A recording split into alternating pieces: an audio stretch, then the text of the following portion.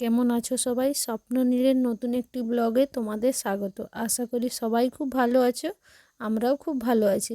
চলো আজকে ভাবছি তোমাদের সাথে কিছু গুরুত্বপূর্ণ কথা আলোচনা করব, যেগুলো সত্যি প্রত্যেকটা মেয়েরই জানা দরকার বা করা উচিত। আর আমার ছেলে দেখো এখন খেলনার দোকান দেখেছে, ও খেলনা নেবে তাই চলে এসেছে।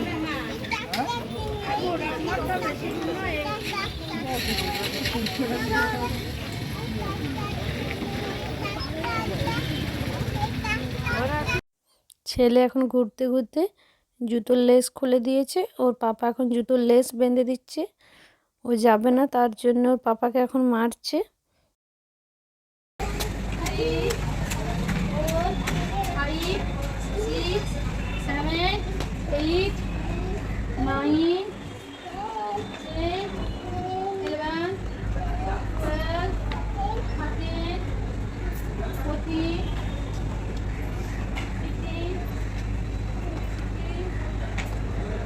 এইদিকে বাঁ দিকে।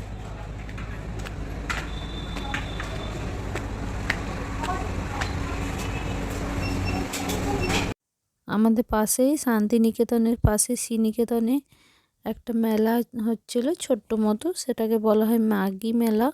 ওখানে গিয়েছিলাম, তারপর ভাবলাম আজকে দুপুরের খাবারটা বাইরে থেকে খাই। একদিন বাড়িতে রান্না বান্না না করতে হলে খুবই ভালো লাগে, সেটা প্রতিটা মেয়েরই ভালো লাগে। কিন্তু কি করবে, ওটা তো আমাদের কাজ করতেই হবে। তার ফাঁকে এরকম একদিন ছুটি পেলে খুব ভালো লাগে। আর তোমাদের দাদাভাই এসে এসে খাবারটা অর্ডার দিয়ে দিয়েছিল। আমরা অর্ডার দিয়েছিলাম চিলি চিকেন ফ্রাইড রাইস, পনির আর বাটার নান। যে আমার ছেলের এখন খিদে পেয়ে গেছে, ওকে এসেই আমি আগে খাওয়াতে শুরু করে দিয়েছি। আর আমাদের মেয়েদের বাড়ির কাজ সংসার সামলাতে সামলাতে এতটাই বিরক্ত হয়, মনে হয় মাঝে মাঝে এরকম কোথাও একটু ঘুরতে গেলে বা একদিন যদি না বাড়িতে রান্না করতে হয় খুবই ভালো লাগে। সেটা প্রতিটা মেয়ের ক্ষেত্রেই।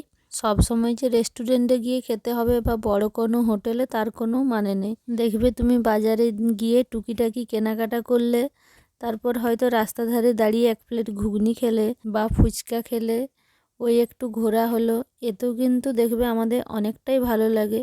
সব সময় দু একটা জিনিস কেনার জন্য যে যাব না বা বরকে দিয়ে দেবো বা কেউ এনে দেবে, এটা ভেবে হয়তো আমরা বাড়িতেই থাকি।